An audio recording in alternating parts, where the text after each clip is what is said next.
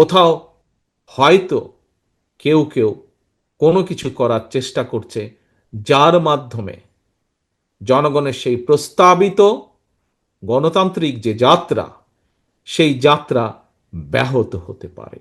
আমরা দেখছি বিভিন্ন বিষয় বেশ কিছু রাজনৈতিক দলগুলো কতগুলো বক্তব্য তারা উপস্থাপন করছেন। বক্তব্য আমরা দিতেই পারি। প্রত্যেকটি রাজনৈতিক দলের গণতান্ত্রিক ব্যবস্থায় তাদের বক্তব্য দেবার অধিকার অবশ্যই তাদের আছে। কিন্তু প্রিয় সহকর্মীবৃন্দ, আমরা যদি বক্তব্য উপস্থাপন করতে গিয়ে দেশে যদি এমন একটি পরিস্থিতি তৈরি হয়, যে পরিস্থিতিতে কোনো অরাজকতা তৈরি হবার সম্ভাবনা থাকতে পারে, যে পরিস্থিতিতে দেশে পলাতক স্বৈরাচার আবার ফিরে আসার পরিস্থিতি তৈরি হতে পারে, তাহলে সেটি দেশ, দেশের জনগণ এবং দেশের গণতান্ত্রিক ব্যবস্থার জন্য অবশ্যই সেটি কোনোরূপেই ভালো হবে না। আমরা মনে করি রাজনৈতিক দলগুলো তাদের মতামত উপস্থাপন করবে, রাজনৈতিক দলগুলো তাদের মতামত, তাদের চিন্তাভাবনা, লক্ষ্য, উদ্দেশ্য জনগণের সামনে উপস্থাপন করবে। জনগণ বাছাই করে নিবে কে দেশ এবং জনগণকে আগামী দিনের জন্য নেতৃত্ব দিবে। জনগণ বাছাই করে নিবে, শুধু জনগণ বাছাই করে নিবে না, জনগণ সিদ্ধান্ত নেবে কে আগামী দিনে এই দেশকে পরিচালনা করবে। যাদের নীতি, লক্ষ্য, উদ্দেশ্য, আদর্শ, পরিকল্পনা জনগণ পছন্দ করবে, জনগণ গ্রহণ করবে, জনগণ তাদেরকেই সেই দায়িত্ব অর্পণ করবে।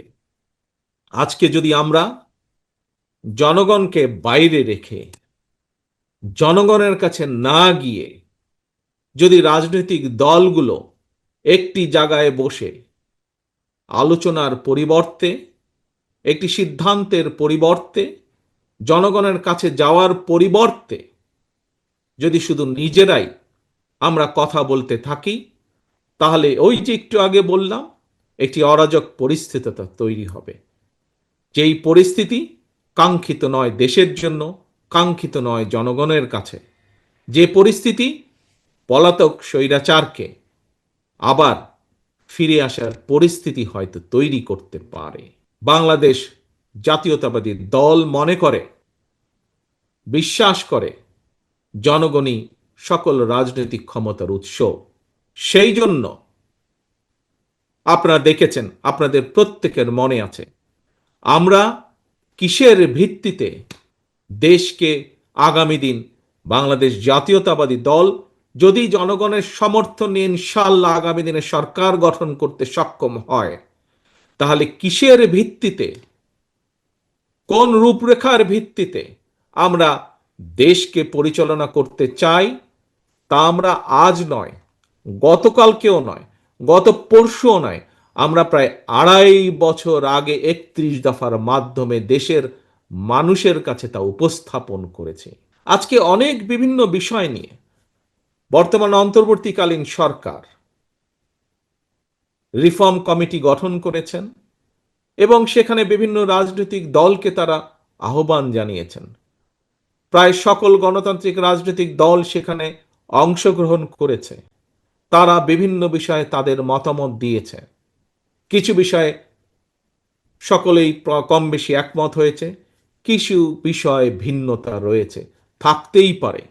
একটু আগেই আমি বলেছি কেন বিভিন্ন রাজনৈতিক দল, তার কারণ বিভিন্ন জনের বিভিন্ন মতামত আছে, থাকতেই পারে, সেটিই থাকা স্বাভাবিক গণতান্ত্রিক ব্যবস্থায়। আমরা মনে করি সেখানে যা যা আলোচিত হয়েছে, যা যা একমত হয়েছে, সেগুলোতে আমরা একমত হয়ে গিয়েছি।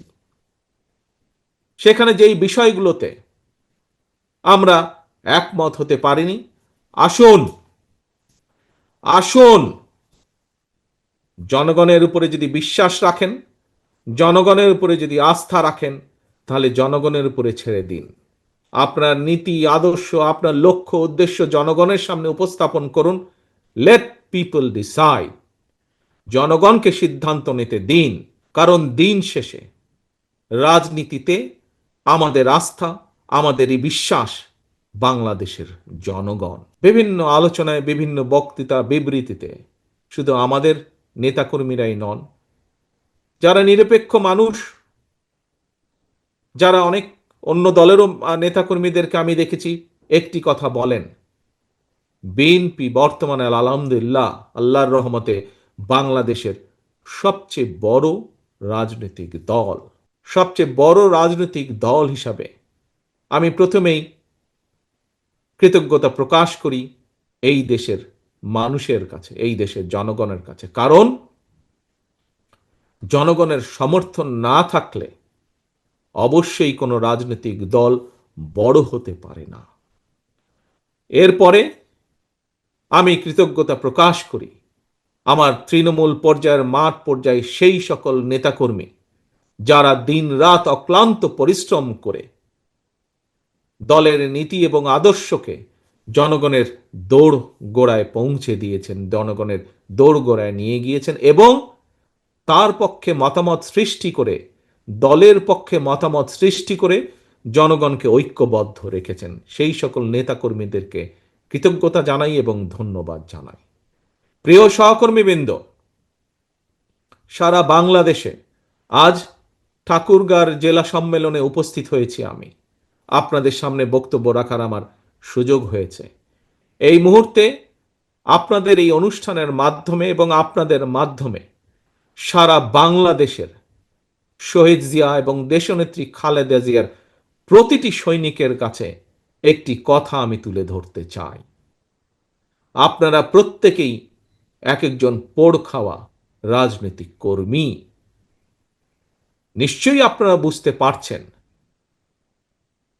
কোথাও হয়তো কেউ কেউ কোনো কিছু করার চেষ্টা করছে, যার মাধ্যমে জনগণের সেই প্রস্তাবিত গণতান্ত্রিক যে যাত্রা, সেই যাত্রা ব্যাহত হতে পারে। কাজেই শহীদ জিয়া এবং দেশনেত্রী খালেদা জিয়ার প্রত্যেকটি সৈনিকের কাছে আমার আহ্বান, আপনাদের প্রত্যেককে সচেতন থাকতে হবে। বিগত দিনে স্বৈরাচারের বিরুদ্ধে আপনারা যেভাবে দল এবং জনগণকে একসাথে ঐক্যবদ্ধ রেখেছিলেন, সেই কাজটি এখনো শেষ হয়ে যায়নি। এই কাজটি আমাদেরকে অব্যাহত রাখতে হবে। বাংলাদেশের সবচেয়ে বৃহৎ রাজনৈতিক দল হিসেবে আমাদের উপরে এর দায়িত্ব যে গণতন্ত্রের প্রতি যে কোনো হুমকিকে আমরা মোকাবেলা করব, অবশ্যই অবশ্যই সেই পদ্ধতিতে, যে পদ্ধতি জনগণ সমর্থন করে। অবশ্যই এমন কোনো পরিস্থিতিতে বা এমন কোনো পদ্ধতি আমরা অনুসরণ করব না যেই পদ্ধতিতে জনগণের শান্তি এবং শৃঙ্খলা নষ্ট হয়, শান্তি নষ্ট হয়, এমন কোনো পদ্ধতি অবশ্যই নয়। আমাদের রাজনৈতিক দল হিসেবে আমাদের দায়িত্ব গণতন্ত্রকে কোনোভাবেই যাতে কেউ বিঘ্নিত করতে না পারে। 1971 সালে লক্ষ মানুষের প্রাণের বিনিময়ে এই দেশ অর্জিত হয়েছে। পরবর্তীতে আরো হাজারো মানুষের আত্মদানের বিনিময় লক্ষ মানুষ অত্যাচারিত, নির্যাতিত হয়েছে। তারপরেও থেমে থাকেনি গণতন্ত্র পুনরুদ্ধারের আন্দোলন। কাজেই এই আন্দোলনের ফল যাতে গণতন্ত্র, সেই গণতন্ত্র ফল যাতে জনগণ দোরগোড়ায় পৌঁছে দিতে পারি আমরা, তার জন্য আমাদেরকে সর্বদা সজাগ থাকতে হবে। প্রিয় সহকর্মীবৃন্দ, আজ আমাদেরকে খেয়াল রাখতে হবে, এই কথাটি আমি বারে বারে বলেছি, আমাদেরকে খেয়াল রাখতে হবে।